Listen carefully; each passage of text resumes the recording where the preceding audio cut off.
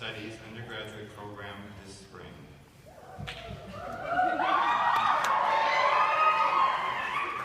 He joined the Navy in 2007. After completing 2 deployments and his naval obligation, he went on to work in the oil industry. It was during this time that he realized he could no longer be part of environmental degradation.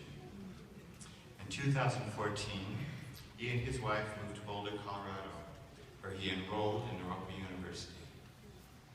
Riley has been working with Naropa University as their STAR Sustainability Specialist since October 2016. He and a team of students, staff, and faculty recently developed a proposal to significantly change sustainability efforts at Naropa. He and his wife will be moving to Fort Collins in July, where he will pursue a career in environmental sustainability. Ryan?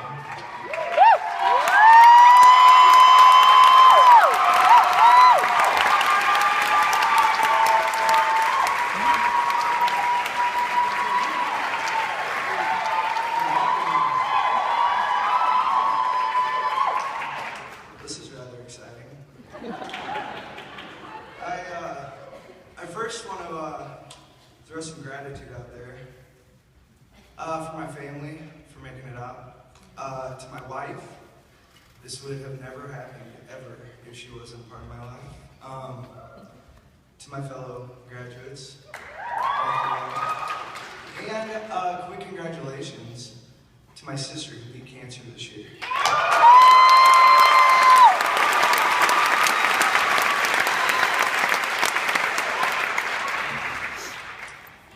So when I was asked to speak at our graduation in front of all your beautiful faces, my first thought was, wow, what an honor.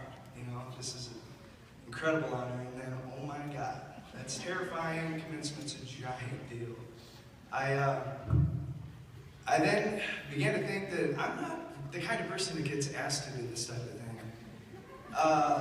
You know. And then after reflecting on the invitation, it dawned on me that I'm also not the same person that I often identify with. I'm not the same person I used to be. And the road to Naropa is a story that most of us have told or written over and over again. And I would often look back to my struggles through elementary, middle, and high school, and the years of inadequacy that would constantly be reinforced in traditional schools. My roller coaster of drug and alcohol abuse, bi-monthly trips to jail, and a deep web of lies that I often could not crawl out of. Those were the experiences that constantly resurfaced whenever I was asked to tell my story.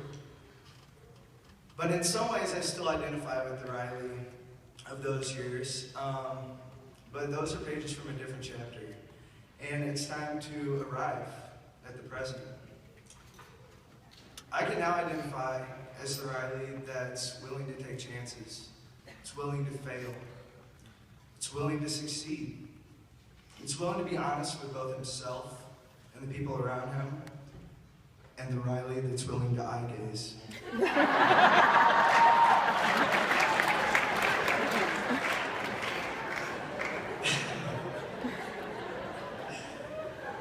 Holding on to stagnant definitions of who we are strangles our potential for growth. Whether good or bad, those definitions are going to change. Whether it be travel, education, nature, relationships, romance, political views, world events. Embrace the lessons of these experiences and let them mold you. My choice to join the Navy was the single scariest thing I've ever done. It was not that I saw it as my patriotic duty, as most like to think. I was trying to break a perpetual cycle of self-destruction I had become so accustomed to. I needed to figure out who I was, what motivated me, how to exist somewhere other than the edge. I needed to change. Being a part of a greater whole taking on responsibilities, developing skills, embodying structure in my life, visiting foreign countries, sobriety. These were the experiences that I desperately needed. Each of us here today, we need to know what we're capable of. We have to take chances. We have to step outside of our comfort zones.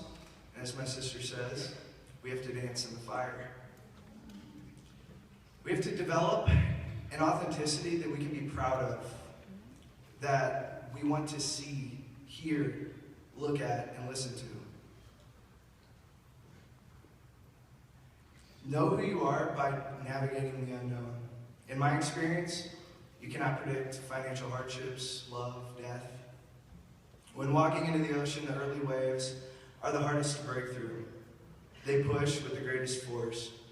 But if persevered, each wave becomes easier to navigate. Eventually, we have an endless ocean that we can explore. That's what we're on the verge of. Naropa's played a big role in helping me realize the power of authenticity, passionate pursuit.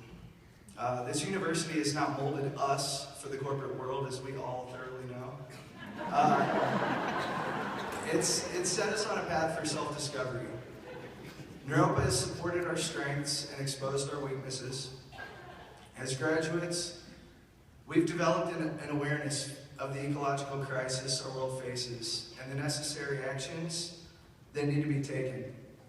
We understand the importance of working together, including voices of all individuals and backgrounds, and the urgent need of our impact.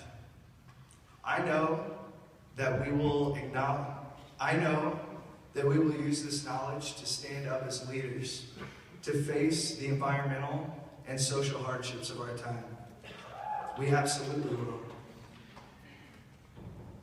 I was a part of a student-led effort, as China just said, to remodel sustainability in Naropa.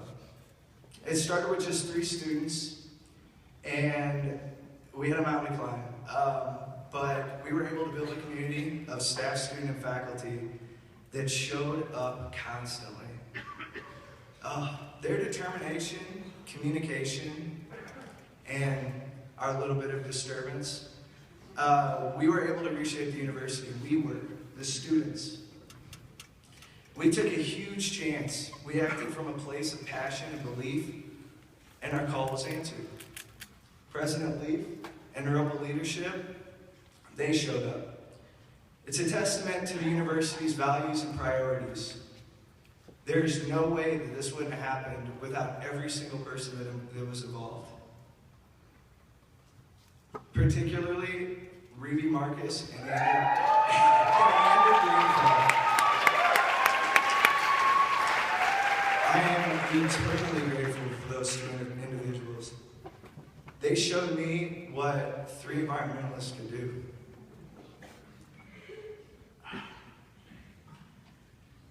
I'm also grateful for the Naropa community, for their praise and support through the whole process, and to Naropa University for proving yet again that the students have a voice and it matters. So I've allowed my fear of failure, my fear of exposure, my fear of responsibility to prevent me from pursuing my truth. I have failed, I've put myself out there, and I've been wrong, and I've been judged, and I've let many people down. But I'm still here. I'm fine. There might be some deeply rooted trauma somewhere, but I'm fine, I swear. But on the same breath, I've also succeeded. I've been a role model, and I've encouraged others. I've eased the burden of many, and I've helped change the university. So today, and moving forward, allow the power of change. Encourage it. Strive to be the best version of you, regardless of what environment you're surrounded by. And if you're there now, wow, well done. Most of us are not. So I beg that we put our phones down, we pick our asses up, and we try everything. You never know You just might show up. Thank you, everyone.